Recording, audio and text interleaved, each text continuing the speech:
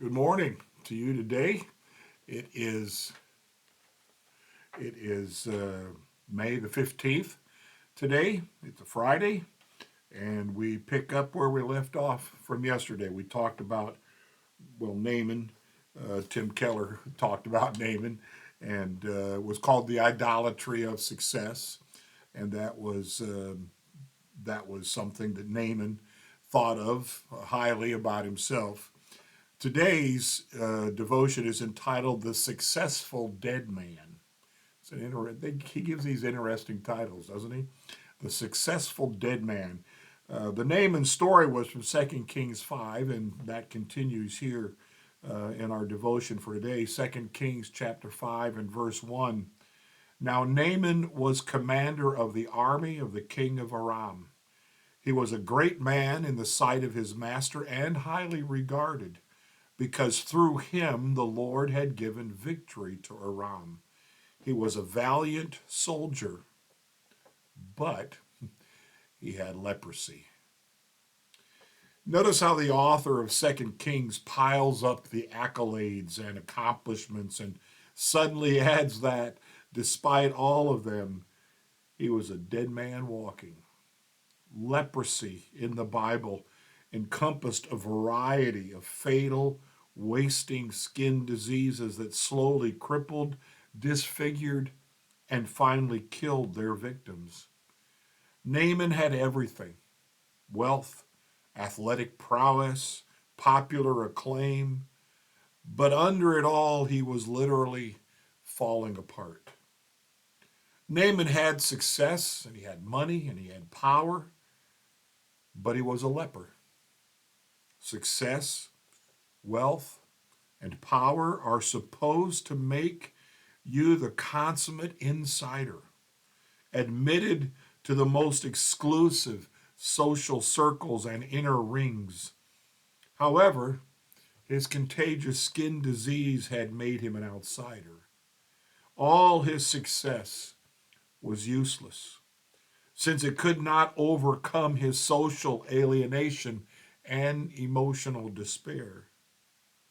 In this, the story of Naaman functions as a parable. Many people pursue success as a way to overcome the sense that they are somehow, quote unquote, outsiders. If they attain it, they believe, it will open the doors into the clubs, into the social sets, into relationships with the connected and influential. Finally, they think they will be accepted by all the people who really matter. Success promises to do that, but in the end, it cannot deliver. Naaman's leprosy represents the reality that success cannot deliver the satisfaction we are looking for. It only took one negative check mark in Naaman's life to steal away all the success he'd had in so many different ways. Leprosy was one of those things, and that he wasn't in the Jewish world, but in the Jewish world, if you had leprosy, you had to call out to people who might have come nearby, unclean, unclean, and that was a way of telling people around you, don't come near me. You'll get leprosy from me. Whatever it is they had, it was a warning sign. And this very successful general, um, who had brought lots of victories to his king and his kingdom. So many things he did, and he did well. But you can be powerful, famous, and have all kinds of success. But if nobody wants to go near you, that success doesn't get you anywhere. Doesn't get you into the inner circle. You're not even wanted in the inner circle. That's what the title, the successful dead man.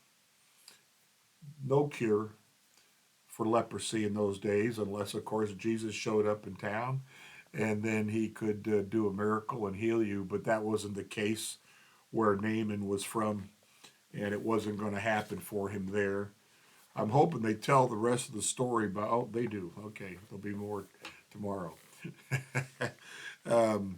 It's a good story, and in the end, he humbles. Oh, I'm getting ahead of myself, aren't I? He humbles himself and goes to get treatment, basically, from a prophet in Israel.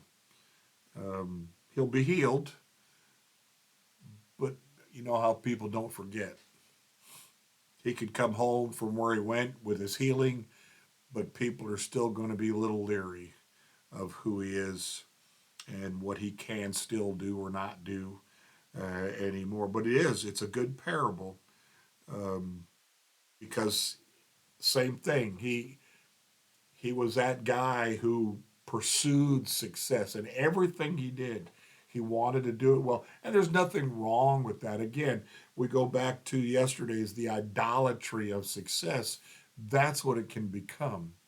We're thinking more highly of ourselves than we ought to. We're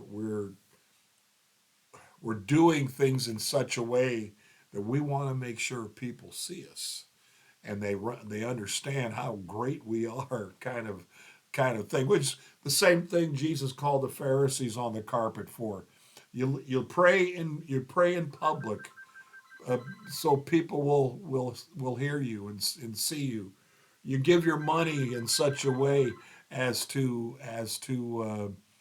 make sure people can hear it hit the offering box. Those kinds of things, and he called them on the carpet for all of those things.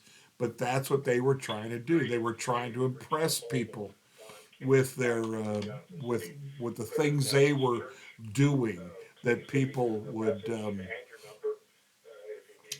I sure wish that didn't happen. So the successful dead man is Naaman, and it doesn't matter of all the things he's done. The leprosy takes him out of the inner circles, takes him from being invited to parties or to other things, whatever the case may be in that culture. That's a lesson for us. We strive. We want to win that game. We want to get that recognition. We want to have that job that people will admire and want to know us because we're so successful. All of that stuff is part of pride in the human heart, and God is not accepting people of pride. He resists the proud. It says, I don't know how many times in the scriptures, two or three at least, he resists the proud, but he gives grace to the humble. At this point in his life, Naaman is not very humble. And there'll be more to that story as we move along in the next day or two. So, blessings to you today on this Friday. And try to succeed, but do it as the scripture says, whatever you do, do it for God's honor, God's glory. Let's live our lives like that every day.